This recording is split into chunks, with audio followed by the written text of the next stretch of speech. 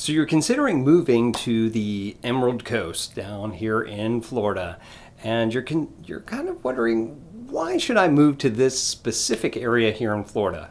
Well, in this video, my team and I came up with the top 9, and there may be more as I think of it, reasons why you should actually move down here to the Emerald Coast. And the last one might make or break your decision, so stick around.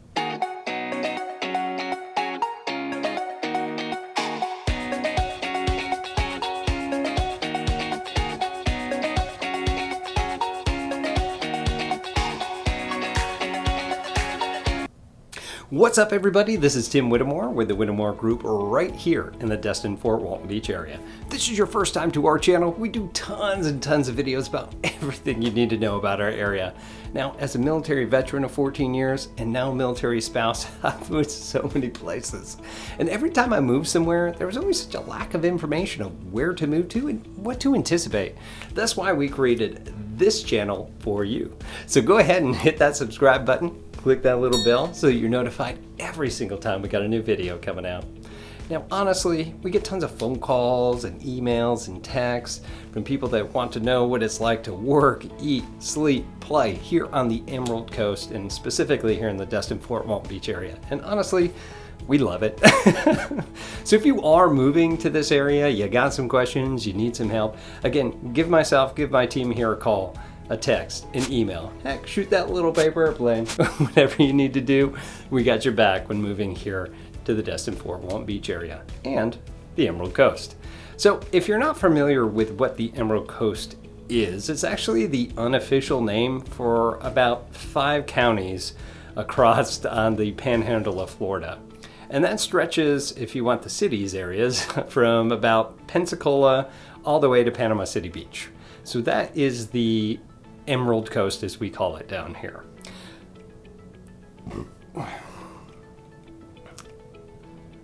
So why do people want to move here? Now, I didn't originally grow up here. Matter of fact, the reason that I even know this place existed was thanks to the U.S. Air Force from stationing me down here at Eglin Air Force Base back in 2012. And as soon as I got out, I realized that I needed to come back here. And here's the reasons why that I've continued to stay here and wanted to continue to come back. Number 1, you probably guessed it, is the white sand beaches all throughout this area.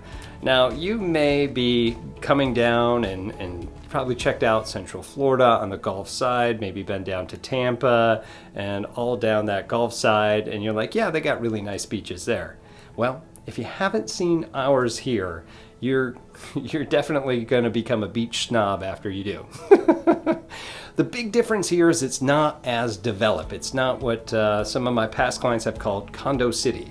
It's the condos that are here aren't really built as high as the rest. They're not built as close, which means that you have access to this beach. And because of all the different military bases that we have around here, there's restrictions on how high they can put these condos and where they can. So we'll find miles and miles and miles of untouched, just open beach for you to walk and bring your family out with. And it's just absolutely gorgeous to have access and free access to those beaches and where you want to go. It's just phenomenal, and you get to live the beach life, and what's wrong with that? Not only that, for number 2, is it's got a very relaxed beach atmosphere and year-round. How cool is it that you can live in the place that you would normally vacation, right? Now, I will let you know that it does get cold for about 3, maybe 4 months, what your definition of cold is, between somewhere around mid-December all the way down to about March time frame, and then that's the spring break time, and that's when things seem to heat up, literally. And it's just really nice. The whole town kind of operates like that. And I've done real estate in 2 other states, and nothing is quite as relaxed as being able to go up for a showing, and I'm wearing flip-flops and a shorts, and it's, a $1.2 million showing. Those are the sort of things that can happen because the people here are just just relaxed in the way that they do things. And if you like that sort of beach atmosphere, that kind of openness, this is going to be a place for you to consider to move here on the Emerald Coast. Number 3 on the list is, it's really just the amazing people. You've got everywhere from the salt of the earth, amazing down-to-earth people, all the way up to the top 1% wealthiest of people that live here on the Emerald Coast. And we all mix in perfectly. And you wouldn't know one from the other. I'll be quite honest. You can't really tell by the way somebody really carries themselves versus the way that they dress. It's just not as segregated as that. Everybody just gets together so well here. And because of all the tourism and everything, it brings a great diversity of people here. The amazing part about our permanent residents here is that there's 4 or 5 military installations all across the Emerald Coast. And because of that, we've got this mix of the very respectable military type mindset families and everything throughout here, added to that southern hospitality. And there's no way to really describe it. You have to visit here and stay here for a length of time to understand what that actually is like. And it's a weird combination of accents that people have here too because of that. All right, number 4 are boating and fishing. Destin, Florida was actually and is named one of the luckiest fishing villages around from where it originally started to the crazy explosion of tourism and wealth that came to the Destin area. The boating is world class here. Matter of fact, there's a couple of areas throughout the Emerald Coast that have been featured in boating magazine, like Regatta Bay and places like that. Just phenomenal place to go boating, to go fishing, and you just can't mess up here. I personally don't own a boat, but I have plenty of friends that do, and I've learned from them that it's probably better to have friends with a boat than it is to own one, because it's just a money pit that you just keep throwing money into. I will pay for your gas. Don't worry about it as long as I get a seat on the boat. You boaters, you know what I'm talking about. All right, number 5 is the investment opportunities down here. Now, originally before I came down here, I was getting my license in New York State. And when I got the opportunity to come down here and work as part of a team with a prior military buddy of mine, it was, when I did the research, the opportunities for real estate down here are just absolutely phenomenal, even back then. And a couple of ways that you can invest in real estate here. The one thing that attracted me personally was the affordability of the homes and the long-term rentals. Mainly because our demand for rentals in our specific area is sky high. It seems like all the time. And it's because of the transient nature of our area with the military people coming in. So not only do you have a high demand for rentals, but you also have a higher class of people that are renting these units and are a lot more responsible, or at least they do have a first sergeant that you can go after to get your rent. So the investment opportunity has been great. Not only that, is that if you want a little slice of heaven for yourself, you can also get a condo, the beachfront condo or somewhere close, and do short-term rentals and build some wealth that way. Now, I have a whole video on what it's like to invest into condos down here on the Emerald Coast and specifically on Okaloosa Island, which would really just be the same thing for pretty much across the board everywhere. But it's really, really nice that you could just come down and have your own personal view and then make a little equity, make a little money on the side while you have that. So the investment opportunities for real estate on the Emerald Coast are great. Next on our list, number 6, is the great food. There's great food all throughout this area, and you'd think it's on the coast, so the seafood's good. It is good. I'm not gonna lie. There's some amazing places to go, and they're not all your chain restaurants either. There's a lot of kind of hole-in-the-wall places that you wouldn't know exist out here that have just amazing food. I feel like I should probably do a video on that, but you know. Well, let me know. add a comment below here if you'd like me to do a video on the best hole-in-the-wall places on the Emerald Coast to go get some food, because I wouldn't mind doing that. But there are great food, not just for seafood. There's all sorts of great places to go out, and they're expanding as more people are moving here. We've got everything from great Mexican food, there's Cuban, there's Greek, we got a new Indian restaurant in town, all across the board. Just phenomenal food down here. All right, number 7. You knew I was going to say this, but affordable housing. How great to be in paradise without having Miami prices, right? If you're trying to get on the water, you don't have to spend, $10 million to get some of this. Now, don't worry, that does exist if you want it. If you have that sort of money to spend, please give me a call. But you can get on the water, if not right there on the Gulf, you can get on the bay for as little as $400,000, $500,000, at least as of the date of this video, and have your own beachfront or have your own beach view or water view type of home unit, what have you. You can get on Okaloosa Island, as the date of this video, you can get into a beachfront condo for as little as $250,000.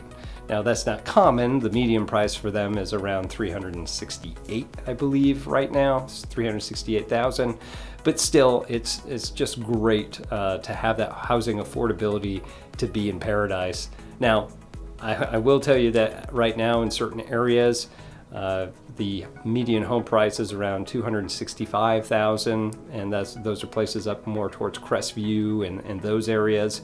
And as you get a little bit closer to the water, we're looking more in the low to mid 300s as of 2021 summer. But still not terrible in comparison to our neighbors in Central Florida. Okay, number 8 is, it's going to be part of Destin, which I'm calling Crab Island. If you guys haven't checked that out, Crab Island is just a phenomenal place to go. Remember I talked about boating? Well, you need a boat to get out here. And it's not really an island, it's kind of a sandbar that sits off the Destin Bridge, just north of it. If you've ever gone over that bridge and you see all the boats kind of just out there, that's what they're doing. They all tie off together or put in the anchor, and it's always a big party pretty much every day when the weather's nice. So you'll go out there and they've got like little vendors out on the water, there's all sorts of stuff. I think even now there's a church that goes out there, and now it's a church on Crab Island that's not part of a boat. It's crazy, the insanity that goes out there, but they have all sorts of amazing things. It's just such a good time. Party on the water, do what you'd like. All right, last but not least is the great mix of different areas. So as I mentioned before, we're talking about the Emerald Coast, which stretches from Pensacola all the way to Panama City Beach. Now, let's explain a little bit about each area just so you get an idea which one might be best for you. If you go into Pensacola is nice because it's like a medium-sized city. You've got that downtown area on Palafox Street where you've got different bars, restaurants, things like that. Of course, they've got a minor league baseball team there, the same thing for minor league hockey, and they do have like an arena in there as well. So you got everything that you need for a medium-sized city. Now, as you start moving the other way into Gulf Breeze, that's actually where Pensacola Beach is. And Pensacola Beach is really nice. It's got its own little boardwalk there. There's restaurants, there's bars, and the beach is real nice with a big old pier. And there's lots of different condos and things down that way as well. Moving on further east as we go, you will hit Navarre Beach. And Navarre Beach has been ranked one of the top, most relaxing beaches in all of the state of Florida. Not only that it also has the longest fishing pier in all of Florida as well. And it's just really great to bring the family. There's a handful of restaurants and bars also on that beach, but it's just a different feel, completely different than what you're going to feel over there on Pensacola Beach, Destin, and Panama City Beach. Moving further down, of course, you do have Okaloosa Island, technically Fort Walton Beach, and that's that big open place that I talked about. Now, those are the lower rise condos that we have there, and that's because of the approach pattern into Eglin Air Force Base, so that you can't build them too high. But that's really nice, just a really relaxed atmosphere. Not as relaxed as Navarre. There's still a lot going. There's still restaurants. There's still bars down there. Across the way, you got to check this out. It's called the Gulf. The Gulf is really awesome. Just sitting there off the Intercoastal Waterway or the bay, whatever you want to call it. And it's got like Container City next there. Anyway, you got to check it out. All types of different seats. But that's on Okaloosa Island. And you've got a bunch of stretch of condos, all the way from newer ones that were built in the last couple of years, all the way down to ones that were built in the 70s. And they're still sticking around. They still were able to get through all the storms have rolled through this way. So I absolutely love it. It's probably the most affordable place other than Panama City Beach to purchase a condo. But good news about Okaloosa Island is that across 6 miles of untouched beach, you have Destin. And Destin has been the destination spot for a lot of people coming down this way. And that's where everything is. So you've got the Harbor Walk, you've got the peninsula that they just rebuilt there, which is called Noriega Point. So there's different parks. You've got Henderson Beach, which is a public beach, but you have to pay to get into it because it's the state park. There are some public beach accesses throughout there, but this is where all that stuff is. This is where all those tourist items are, to include go-karts, shopping. All of us locals that live in this area will usually travel there on the weekend for the things that we want to do, as far as going to our favorite watering hole and getting our delicious libations, all the way to going to our favorite restaurants. And that goes all the way down to, as we hit Destin in the Miramar Beach area. As we get further towards the Miramar Beach area, it starts to get a little bit more ritzy. We start to see just a little bit more of the resort feel, like Sandestin and that area. As far as like Baytown Wharf, there's tons of different stuff in there. And if you're looking for that atmosphere, that's a good place to go. And there's even more shops and things out and the outlet malls as we move that way. Now, there's a big old stretch that we have, what's called Highway 30A, that goes all the way down, pretty much down to Panama City Beach. And down, there's all different places throughout there. Rosemary Beach, you've got Grayton. These are all where the really, really pricey houses are. And this is where you've got that top 1% wealthiest of people that are staying there. Multi-million-dollar homes, way more affluent sort of feel to things. Everything is painted white. Like, I guess that's how things just look out there, and they just pop. It just looks really clean, looks really fresh.